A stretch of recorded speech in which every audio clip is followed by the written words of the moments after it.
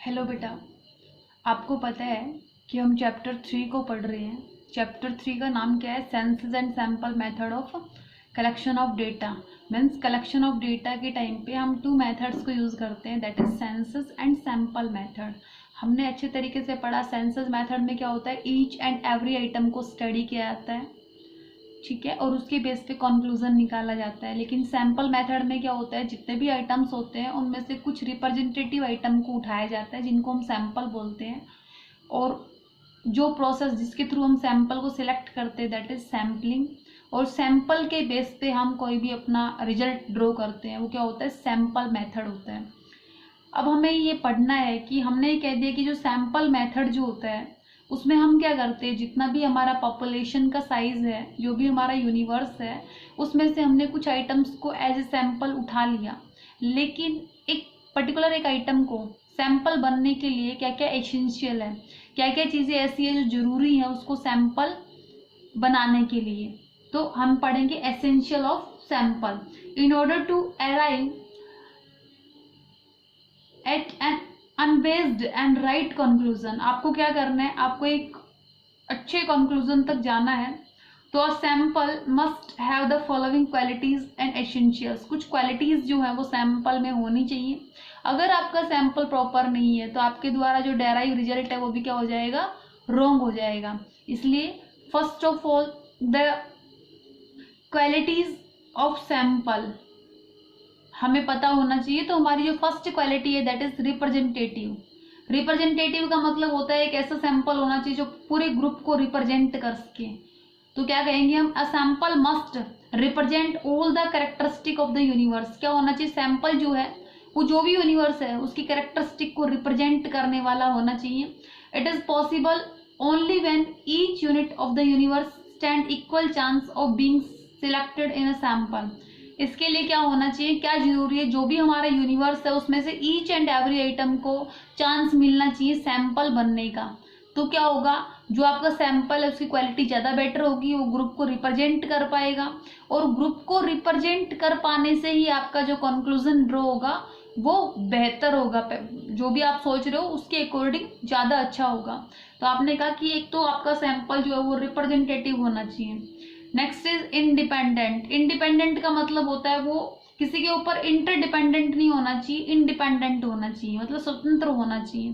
किसी के ऊपर निर्भरता नहीं होनी चाहिए उसकी, किसी के ऊपर ऐसा डिपेंड नहीं होना चाहिए कि कोई वो इंफॉर्मेशन कन्वे ही ना कर सके without help of any other item. तो हम क्या कहेंगे, independent. All units of a sample must be independent of each other. मतलब जो भी जितनी भी यूनिट्स हैं जो हमने एज ए सैंपल लिए वो सारी क्या होनी चाहिए, इंडिपेंडेंट होनी चाहिए। In other words, inclusion of one item in the sample should not be dependent upon the inclusion of some other item in the universe। मतलब कोई भी सैंपल ऐसा नहीं होना चाहिए जो किसी दूसरे आइटम की हेल्प से ही काम कर पाए, ऐसा नहीं होना चाहिए। क्या होने चाहिए, जो आपके आइटम्स हैं जिनको आपने एज ए सैंपल सिलेक्ट किया है वो इंडिपेंडेंट होने चाहिए। नेक्स्ट है बेटा होमोजेनिटी। होमोजेनिटी का मतलब क्या होता है, एक होता है हेट्रोजेनिटी, एक होता है होमोजेनिटी। हेट्रोजेनिटी का मतलब होता है सब आइटम डिफरेंट डिफरेंट है, होमोजेनिटी का मतलब होता है सब आइटम सिमिलर सिमिलर है, ठीक है। If more than one sample are selected from the universe this sample should be homogeneous to each other. क्या होना चाहिए, अगर आप क्या कर रहे हो, सैंपल्स को सिलेक्ट कर रहे हो, ठीक है, तो आपका क्या होना चाहिए, जो आपके सैंपल है वो होमोजेनिटी होनी चाहिए उनमें, मतलब सेम सेम सिमिलरिटीज होनी चाहिए उनमें, ठीक है, उनकी जो क्वालिटीज हैं वो मैच करनी होनी चाहिए, ठीक है। नेक्स्ट आता है बेटा एडिक्वेसी। एडिक्वेसी का मतलब होता है पर्याप्त होनी चाहिए, मतलब जो क्वांटिटी है सैंपल्स की वो अकॉर्डिंग टू पॉपुलेशन पर्याप्त होनी चाहिए। फॉर एग्जांपल आपने कहा कि आपको ना 2000 पीपल हैं और आप एक सैंपल निकाल रहे हो, उनमें से 2000 पीपल में से अगर एक सैंपल निकाल के आप कंक्लूजन ड्रॉ करोगे तो मे बी वो रॉन्ग हो सकता है।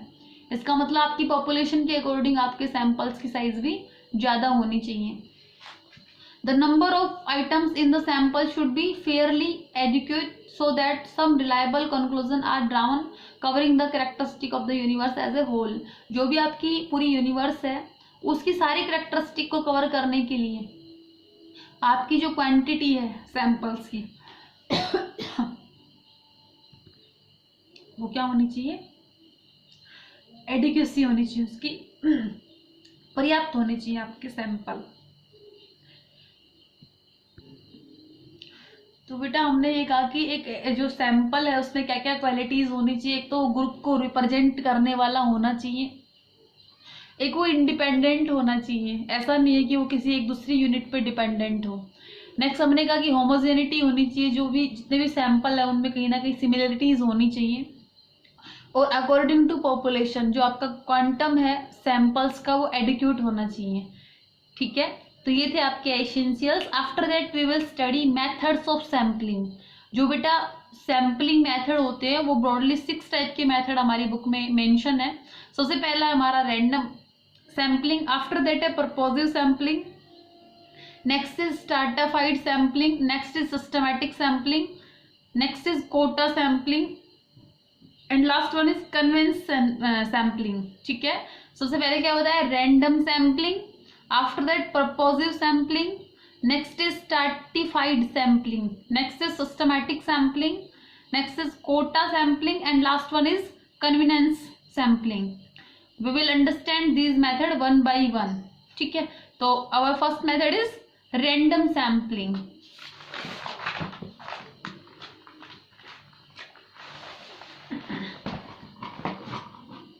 रैंडम सैम्पलिंग में देखो बेटा, random sampling is that method of sampling in which each and every item of the universe has equal chance of being selected in sample. हमने क्या कहा कि रैंडम सैम्पलिंग जो है वो मेथड होता है जिसके अकॉर्डिंग आप क्या करते हो, जितनी भी आपकी पॉपुलेशन है या फिर यूनिवर्स है उसमें से हर एक आइटम को आप सैंपल सिलेक्ट होने के लिए चांस प्रोवाइड करते हो।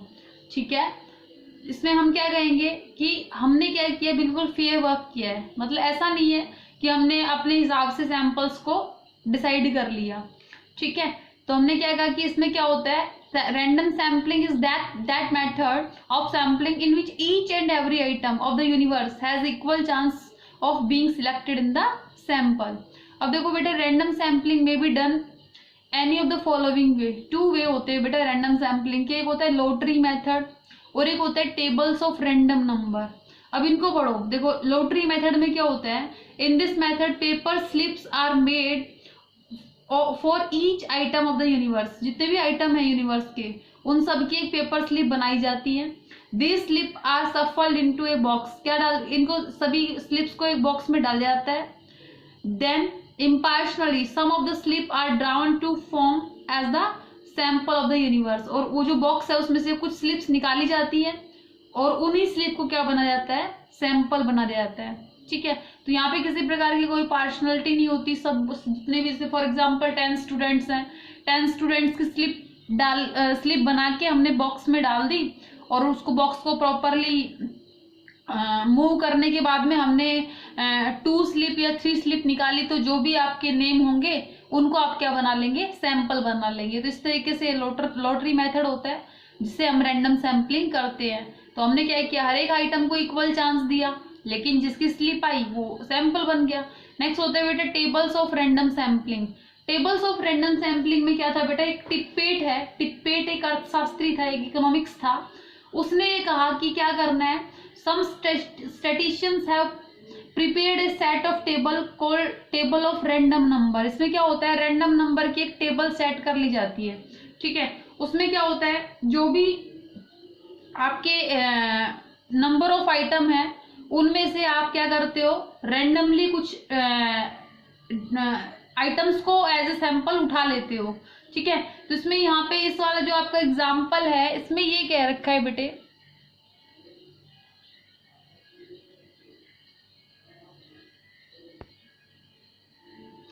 इसमें ये कह रखा है some statisticians have prepared a set of table called table of random sampling. जो स्टैटिस्टिशियंस ने टेबल प्रिपेयर की थी उसको क्या बोलते हैं, table of random number. A sample is framed with reference of these tables. Of these tables Tippett table is most widely use. बेटा बहुत सारी टेबल बनाई गई थी लेकिन इसमें से जो टिप्पेट की टेबल है वो वाइडली यूज होती है। Using 41,600 figures, tippet has involved 10,400 number comparing of 4 unit each। मतलब क्या हुआ कि आपके पास 41,600 आइटम्स है, आपने हर चौथे आइटम को उठा लिया, तो आपके सैंपल कितने हो गए, आपके सैंपल हो गए 10,400। For the use of this method all items of the universe are first arrange in the order. क्या होता है, इस मेथड को यूज करने के लिए क्या करेंगे आप, आइटम्स को अरेंज करेंगे ऑर्डर में। Then using Tippett table the required number of item are selected as are needed for the sample. फिर क्या करेंगे आप, जो जितने भी आइटम्स आपको नीडेड है उनको आप क्या कर लेंगे, सैंपल सिलेक्ट कर लेंगे। तो इस तरीके से बेटा आपने क्या कहा कि आपकी दो प्रकार के मेथड होते हैं। लॉटरी मेथड में आप बॉक्स बनाते हो और उन बॉक्स में से कुछ आइटम्स को उठा लेते हो, लेकिन टेबल ऑफ रैंडम नंबर में एक टेबल बनाई जाती है और टेबल में से जितने भी आइटम आपको सिलेक्ट करने होते हैं उनको आप एक सिस्टमैटिक तरीके से क्या करते हैं, सिलेक्ट करते हैं, ठीक है। लेकिन क्या होता है, रैंडमली सिलेक्ट करते हैं, ठीक है। तो उसमें क्या होता है भाई, इस मेथड जो है रैंडम सैम्पलिंग की कुछ मेरिट्स हैं, कुछ डिमेरिट्स हैं। इनको हम पढ़ते हैं। सबसे पहले हमने कहा कि फ्री फ्रॉम पर्सनल बेस का, this method is free from personal base of the investigator. किसी भी प्रकार का जो इन्वेस्टिगेटर है उसका कोई भी भेदभाव नहीं है, ठीक है। तो ये क्या होता है, फ्री होता है पर्सनल बेस से। नेक्स्ट है बेटा आपका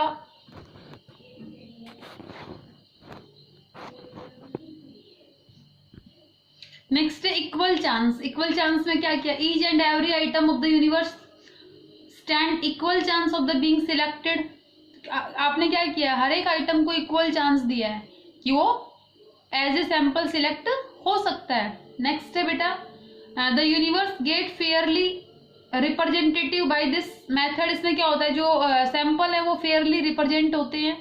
और एक ये क्या होता है, this is very simple method, ठीक है। तो ये थी आपकी merits. After that demerits. Demerits में सबसे पहले है कि this method does not guarantee proportionate representation of different item in the universe. ये जरूरी नहीं है कि आपने जो आइटम सिलेक्ट किया है वो एक्यूरेट ही हो, है ना। तो आप क्या कहेंगे, सैंपल सिलेक्शन में नॉट एक्यूरेट। हो सकता है कि आपने जो सैंपल सिलेक्ट किया है वो एक्यूरेट नहीं है, ठीक है। और नेक्स्ट हमने कहा कि आपने क्या किया है, sampling method does not give weightage to certain important number items in the universe. किसी भी आइटम को जो रैंडम सैम्पलिंग है वो वेटेज नहीं देती। फॉर एग्जांपल क्या होता है, जैसे मान लो कि हम कोई काम करते हैं, फॉर एग्जांपल हमने ना आयरन की इंडस्ट्री सेटअप करनी है, तो हम क्या लेंगे, जो फेमस इंडस्ट्री है उनको एज ए सैंपल बनाने में ज्यादा प्रेफरेंस करेंगे, है ना। क्योंकि हम ये चाहते हुए, टाटा है, टाटा आयरन स्टील इंडस्ट्री है, बहुत अच्छी इंडस्ट्री है,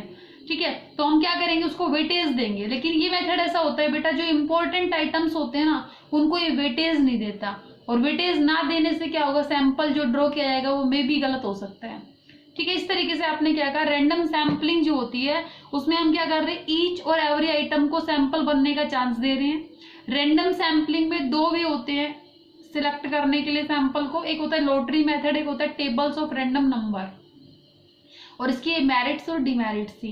अब बात आती है बेटा, एक तो होता है रैंडम सैम्पलिंग और एक होता है हैज़ार्ड सैम्पलिंग। इनमें क्या डिफरेंस होता है, देखो रैंडम सैम्पलिंग में क्या होता है, random sampling is in accordance with the rule of the sampling. जो भी सैम्पलिंग के रूल होते हैं ना उसके अकॉर्डिंग क्या होता है, रैंडम सैम्पलिंग में सैंपल को सिलेक्ट किया जाता है। लेकिन जो हैज़ार्ड होती है उसमें क्या होता है, hazard sampling is not in accordance with the rule of sampling. ये जो है सैम्पलिंग के रूल के अकॉर्डिंग सैंपल को सिलेक्ट नहीं करती। नेक्स्ट है बेटा, random sampling allow every item an equal chance of being selected in a sample. Random sampling जो होती है ना वो हर एक आइटम को इक्वल चांस देती है ताकि वो सैंपल सिलेक्ट हो सके। But haphazard sampling does not allow every item an equal chance of being sample in being selected in the sample. मतलब जो हैज़ार्ड सैम्पलिंग होती है वो हर एक आइटम को इक्वल चांस नहीं देती सैंपल बनने के लिए। तो ये डिफरेंस होता है रैंडम सैम्पलिंग में और हैज़ार्ड सैम्पलिंग में, ठीक है। तो random sampling I hope it is very clear to you. Next बेटा आपका, आपने क्या कहा था, आप मेथड्स पढ़ रहे थे तो आपने क्या कहा था, फर्स्ट था आपका रैंडम, सेकंड क्या आपका परपोजिव। नाउ परपोजिव, परपोजिव देखो क्या होता है, परपोजिव और डेलिब्रेट सैम्पलिंग। इसमें क्या होता है, purposive sampling is that method in which the investigator himself make the choice of sample item which in his opinion are the best representative of the universe। ये क्या होता है, इसमें क्या होता है, जो भी पर्टिकुलर जो इन्वेस्टिगेटर है वो क्या करता है, अपने पर्पस के अकॉर्डिंग क्या करता है, आइटम्स को सिलेक्ट करता है। ठीक है, इसका मतलब यहाँ पे क्या है, यहाँ पे चॉइस पे डिपेंड होता है। सैंपल को जो आप सिलेक्ट कर रहे हो किस पे डिपेंड है, चॉइस पे डिपेंड है। ठीक है, तो आपने क्या कहा, प्रोपोजिव सैम्पलिंग का मतलब जो आपका पर्पस है उसके अकॉर्डिंग आप सैंपल को सिलेक्ट कर रहे हो, तो आप क्या कहेंगे, purposive sampling is that method in which the investigator himself make the choice of sampling। मतलब जो इन्वेस्टिगेटर है वो खुद चॉइस बनाता है कि उसको कैसे सैंपल इकट्ठे करने हैं, उसके ओपिनियन के अकॉर्डिंग जो भी बेस्ट रिप्रेजेंटेटिव रहेगा यूनिवर्स में से उसको क्या करेगा, सैंपल बना लेगा। तो इसकी मेरिट्स और डिमेरिट्स क्या हो गई, सबसे पहले तो ये फ्लेक्सिबल हो गया नेचर में, means this method is flexible to allow the inclusion of those item in the sample which are special significance. जो स्पेशल सिग्निफिकेंस की जो आइटम्स रहेंगे उनको क्या करेगा, ये सिलेक्ट करेगा एज ए सैंपल। तो ये क्या हो गया, फ्लेक्सिबल मेथड हो गया। नेक्स्ट बेटा ये होता है, selection of items can be deliberately turn to the purpose of study. जो भी आपका पर्पज ऑफ स्टडी है उसके अकॉर्डिंग आपके जो सैंपल हैं वो डिफरेंट हो सकते हैं। नेक्स्ट का ये सिंपल टेक्निक होती है बेटा, इसमें बहुत ही आसानी से आप सैंपल्स को सिलेक्ट कर सकते हो। लेकिन डिमेरिट्स क्या है इसकी सबसे पहले हमने कहा डिमेरिट में आ गया पर्सनल बेस। इसमें क्या होता है, there is possibility of personal base in the selection of items. यहाँ पे क्या होता है, जो आइटम को आप सिलेक्ट कर रहे हो वहां पे कहीं ना कहीं इन्वेस्टिगेटर का कोई ना कोई भेदभाव हो सकता है, जिससे आपका कंक्लूजन क्या हो सकता है, डाउटफुल हो सकता है। नेक्स्ट आपका आता है बेटा थर्ड मेथड जो है वो आपका स्ट्रैटिफाइड और मिक्स्ड सैम्पलिंग। इसमें क्या होता है, देखो according to this method the sampling population is divided into different strata having different characteristic and some of the items are selected from each strata so that the entire population get represented. देखो क्या कहा है, जितनी भी population है उसमें से similar characteristic के आइटम्स को आप क्या कर देंगे, एक स्ट्रैटा में डाल देंगे। फॉर एग्जाम्पल आपका स्कूल है, आपके स्कूल में जिन बच्चों के पास सेम सब्जेक्ट होते हैं उनको एक क्लास में डाल देते हैं कि भाई आपकी ये क्लास है, यहाँ पे आपकी सारी क्लासेस होंगी। ठीक है, सारे लेक्चरर आपके यहाँ पे क्लासेस लेंगे। तो इसमें क्या होता है, जितनी भी आपकी पॉपुलेशन है उसको आपने क्या कर दिया, जिनकी सेम फीचर है उनको डिफरेंट स्ट्रैटा में डाल दिया, डिफरेंट क्लासेस में डाल दिया। ठीक है, अब आपने क्या किया, जो भी आपका स्ट्रैटा है उसमें से आप क्या करेंगे, कुछ आइटम्स को उठा लेंगे जो पूरे ग्रुप को रिप्रेजेंट करेंगे। ठीक है, इस तरीके से इसको क्या बोलते हैं, स्ट्रैटिफाइड और मिक्स्ड सैम्पलिंग बोलते हैं। ठीक है भाई, जैसे आपने कहा कि जैसे मान लो कि suppose there are 50 student in class +1 कि क्लास +1 जो उसमें 50 स्टूडेंट है। अब उसमें क्या होता है, अब आपको ये भी देखना है कि कितने बच्चे क्या क्या पढ़ रहे हैं। Out of them 30 student studied mathematics, 20 have studied home science in their class 10th। तो उनकी क्लास में जो है 10th क्लास में उन्होंने क्या किया था,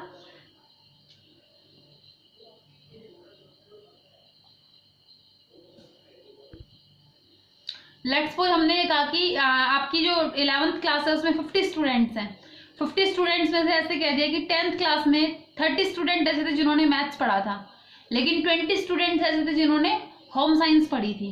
ठीक है, तो अब क्या हो गया, आपकी क्लास में जो 50 स्टूडेंट है उनके 2 ग्रुप हो गए। एक ग्रुप 30 स्टूडेंट्स का हो गया जिन्होंने मैथ पढ़ा था, एक ग्रुप 20 स्टूडेंट का होगा जिन्होंने क्या पढ़ा था, होम साइंस पढ़ा था। अब इन ग्रुप में से आप क्या करेंगे, क्योंकि क्या हो गया, सिमिलर कैरेक्टरिस्टिक वाले आइटम्स हो गए।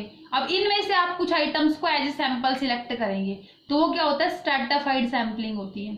अब इसकी मेरिट और डिमेरिट क्या होती है, देखो सबसे पहले तो हमने कहा this method cover diverse characteristic of the population. ये क्या करता है, जितनी भी डाइवर्स कैरेक्टरिस्टिक है पॉपुलेशन में उन सबको कवर कर लेता है। ठीक है, on the basis of diverse characteristic of the population A comparative analysis of the data became possible. तो क्या कर सकते हो, आपने सारे डाइवर्स आइटम को अगर कलेक्ट कर लिया तो इससे क्या होगा, जो भी आपके पॉपुलेशन है उसके लगभग सारे आइटम जो है वो कवर हो जाएंगे। ठीक है, तो इससे क्या होगा, एक अच्छा एनालिसिस, एक कंपेरेटिवली अच्छा एनालिसिस, बेटर एनालिसिस आप कर पाएंगे। नेक्स्ट है बेटा this method is sampling offer reliable as well as meaningful result. इससे क्या होता है बेटा, एक तो आपका रिजल्ट जो है रिलायबल होगा और एक आपका मीनिंगफुल रिजल्ट रहेगा। ठीक है, लेकिन इस मेथड की कुछ डिमेरिट्स भी हैं। डिमेरिट्स में से कहा, this method is suitable only when there is a complete knowledge about the diverse characteristic of the population, therefore this has a limited scope. अगर आपको पता ही नहीं है कि आपके जो आइटम्स हैं उनमें क्या सिमिलरिटी है, तो आप क्या करेंगे, स्टार्टर नहीं बना पाएंगे। इस वजह से ये मेथड क्या हो जाएगा, फेल हो जाएगा। नेक्स्ट का, there is possibility of bias. यहाँ पे क्या होता है, जब हम क्लासिफिकेशन करते हैं, जब डिफरेंट स्टार्टा में आइटम्स को डालते हैं, तो उस टाइम पे अगर इन्वेस्टिगेटर ने भेदभाव कर दिया तो आपका रिजल्ट क्या हो जाएगा, गलत हो जाएगा।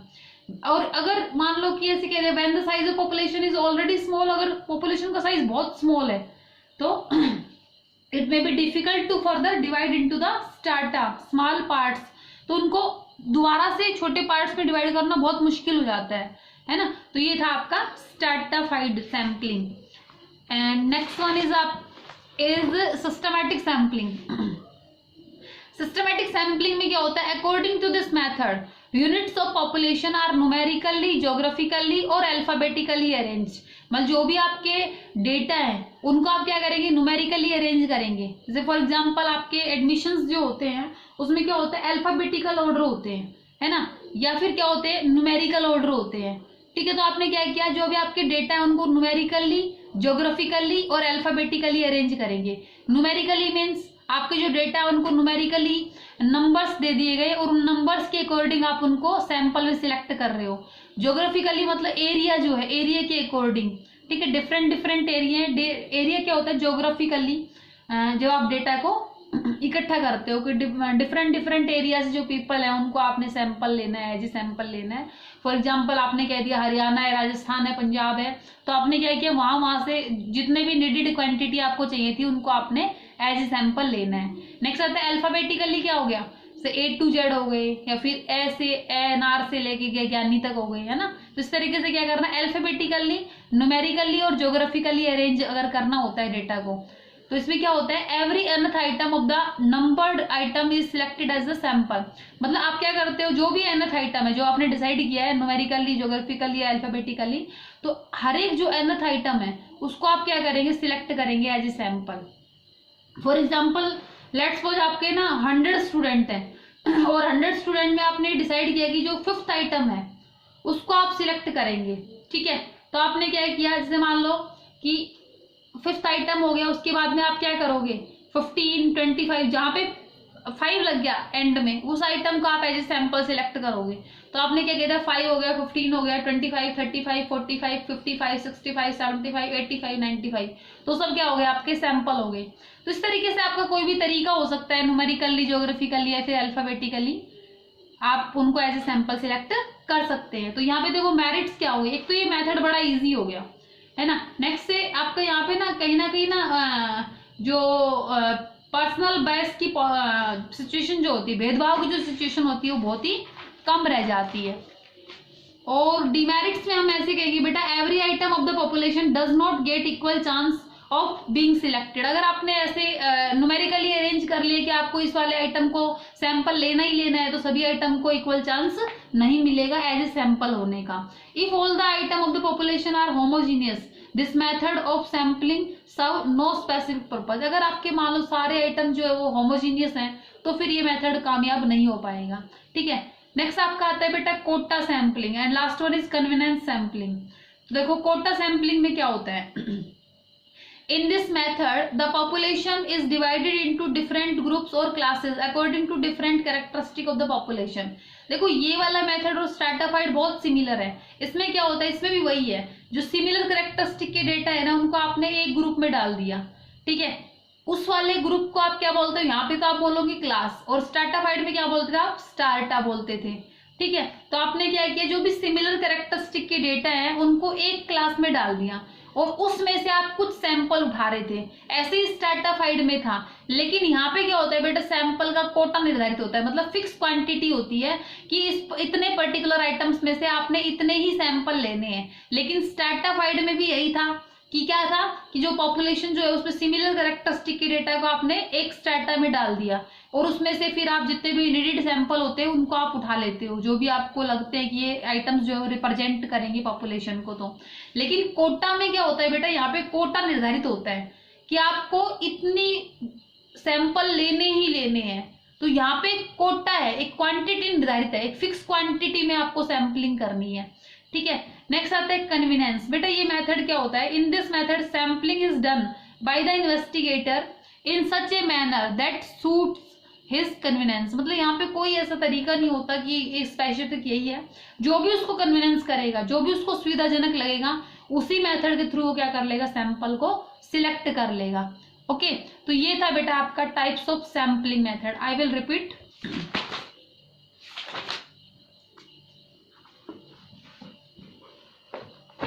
हमने ये कहा बेटा कि जो आपके मेथड्स ऑफ सैंपलिंग है वो 6 मेथड है आपके। रैंडम सैंपलिंग में हमने क्या बताया, एक तो होता है, इसमें हमने बताया एक तो होता है लॉटरी मेथड,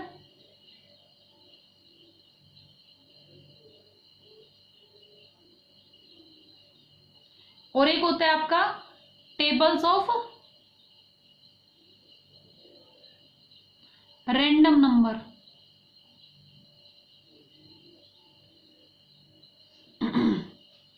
तो ये रैंडम सैंपलिंग था, इसमें आपने क्या किया था, जो भी आपके डेटा है उसमें एक तो आपने लॉटरी से उनको सैंपल सिलेक्ट किया या फिर आपने टेबल के अकॉर्डिंग आपने उनको सैंपल सिलेक्ट किया।